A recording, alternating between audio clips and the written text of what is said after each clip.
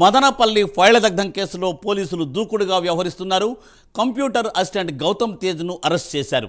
ఫైళ్ల దగ్ధం ఘటనలో కీలక పాత్ర పోషించినట్టు గుర్తించారు. అసిస్టెంట్ గౌతమ్ తేజ్కు కోర్టు రిమాండ్ విధించింది. ముందస్తు బెయిల్ కోసం కోర్టుకు వెళ్లే యోచనలో మాజీ ఎమ్మెల్యే నవాజ్ పాషా, పాత ఆర్డీఓలు Murali, Hariprasad, rice mill Madhavareddy, VRO Venkataramana, Peddireddy Ramachandrareddy సహాయకుడు తుకారాం కూడా ఉన్నట్టు తెలుస్తోంది. దీనిపై ఎక్స్క్లూజివ్ ఫీల్డ్ రిపోర్ట్ హరిబాబు అందిస్తారు. హరిబాబు. థ్యాంక్ యూ మూర్తి. ఏదైతే మదనపల్లిలో సబ్ కలెక్టర్ కార్యాలయంలో అగ్ని ప్రమాదం చోటు చేసుకుంది. కూటమి వైసీపీ ప్రభుత్వం అధికారం కోల్పోయి కూటమి ప్రభుత్వం కొత్తగా ఏర్పడిన నేపథ్యంలోనే ఈ అగ్ని ప్రమాదం చోటు చేసుకోవడం అనేది రాష్ట్ర వ్యాప్తంగా ఒక సంచలనాన్ని సృష్టించిందని చెప్పాలి.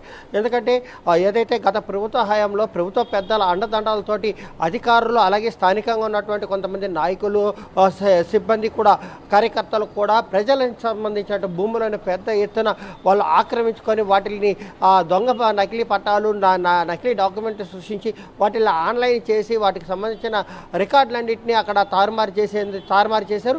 దీనికి సంబంధించిన రికార్డులన్నీ కూటమి ప్రభుత్వం విచారణ చేపడితే అవన్నీ బయటకు వచ్చే అవకాశం ఉంది. కాబట్టి వాటిని ఆనవాళ్ళు లేకుండా చేయడానికి అని చెప్పని ఏదైతే గత ప్రభుత్వంలో ఉన్నటువంటి నాయకులు ఆదేశాలతోటి కొంతమంది ఈ కుట్రకు దారితీసినట్టు సిఐడి అధికారులు అభిప్రాయపడుతున్నారు.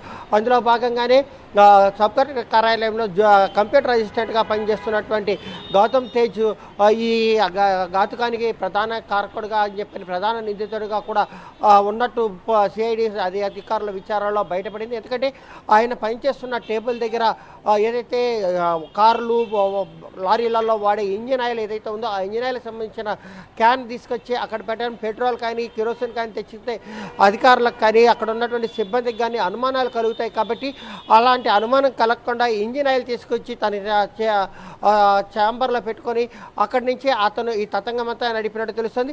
ముఖ్యంగా ఆదివారం రోజు సెలవు రోజైనా కూడా మాజీ ఆర్డీఓ మురళి అలాగే గౌతమ్ తేజ్ ఇద్దరు సబ్ కలెక్టర్ కార్యాలయంలోనే ఉన్నారని, సీసీ కెమెరాలను పూర్తిగా ఆఫ్ చేసి తాము ఏం చేయాలనుకున్న దాని మీద వాళ్ళు నిశ్చితంగా పనిచేసినట్టు కూడా తెలుస్తోంది.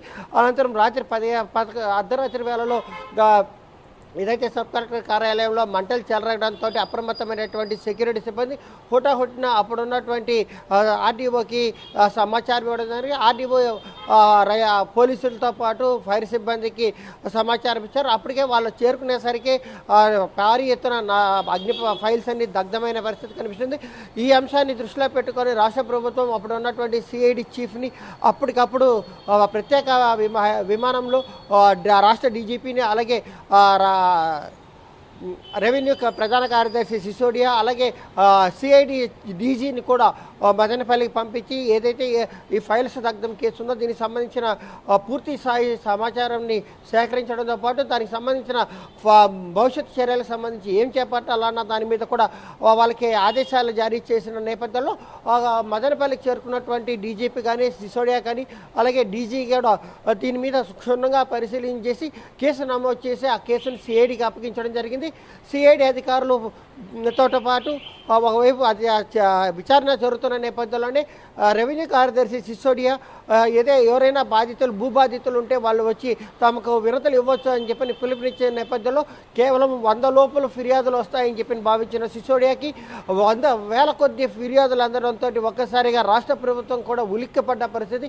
ఒక మదనపల్లి సబ్ డివిజన్ పరిధిలోని ఎన్ని వేల భూదందాలు జరిగాయని చెప్పిన ఒక ప్రభుత్వం ఒక విచారణ కమిటీని కూడా నియమించింది. ప్రస్తుతం రాష్ట్రంలో రెవెన్యూ కూడా సదస్సులు కూడా ఆ నేపథ్యంలోనే ఏర్పాటు చేశారని కూడా మనం అనుకోవచ్చు.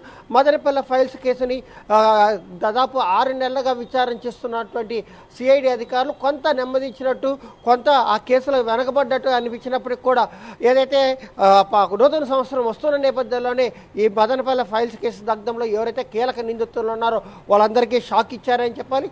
బంగారుపాలెంలో ఉన్నటువంటి ఏదైతే నిందితుడు గౌతమ్ తేజ్ని అధికారులు అదుపులోకి తీసుకొని చిత్తూరు కోర్టులో ఆయన్ని ప్రవేశపెట్టడం జరిగింది. కోర్టు 16 రోజులు రిమాండ్ కూడా విధించడం జరిగింది.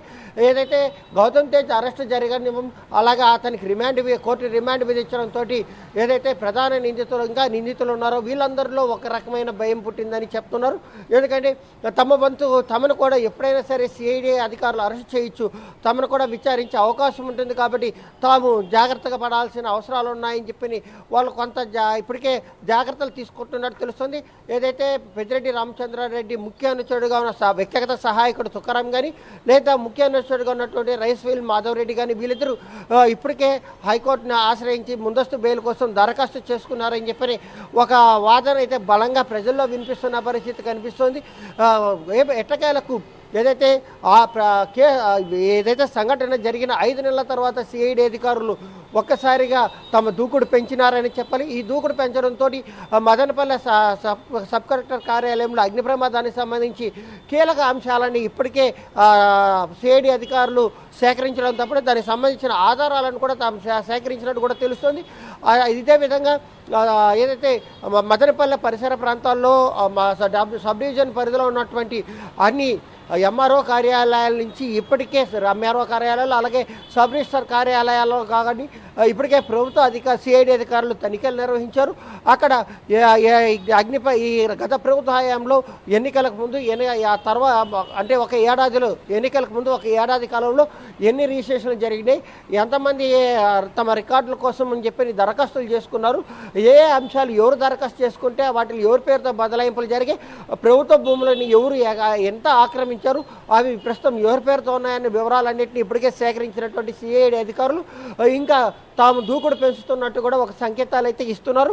ఎందుకంటే గౌతమ్ తేజ్ కీలక నిందితుడు, ఇతను పెద్దిరెడ్డి రామచంద్రారెడ్డికి చాలా సన్నిహితంగా వ్యవహరించినట్టు కూడా తెలుస్తున్న పరిస్థితుల్లో ఏదైతే ఈ అంశానికి సంబంధించి కూడా ఇప్పటికే పెద్దిరెడ్డి రామచంద్రారెడ్డి భార్య పేరుతో కూడా పెద్ద ఎత్తున భూములు కొనుగోలు చేసి రిజిస్టర్ చేశారని చెప్పని ఇవన్నీ ఎన్నికల అఫిడవిట్లో పొందుపరచలేదని చెప్పని కూడా ప్రధానంగా ఆరోపణలు వినిపిస్తున్న నేపథ్యంలోనే సిఐడి అధికారులు కూడా ఈ అంశాలన్నింటినీ పరిగణలోకి తీసుకొని భవిష్యత్తులో ఎవరెవరిని అదుపులోకి తీసుకుంటారు, ఎలాంటి పరిణామాలు చోటు చేసుకుంటున్నాయి, ఈ మదనపల్లె ఫైల్స్ ఘటనలో కీలక నిందితులు ఎవరు, వాళ్ళని ఎప్పటిలోపల అరెస్ట్ చేస్తారన్నది కొంచెం వేచి చూడాల్సిన పరిస్థితి అయితే కనిపిస్తోంది. మూర్తి.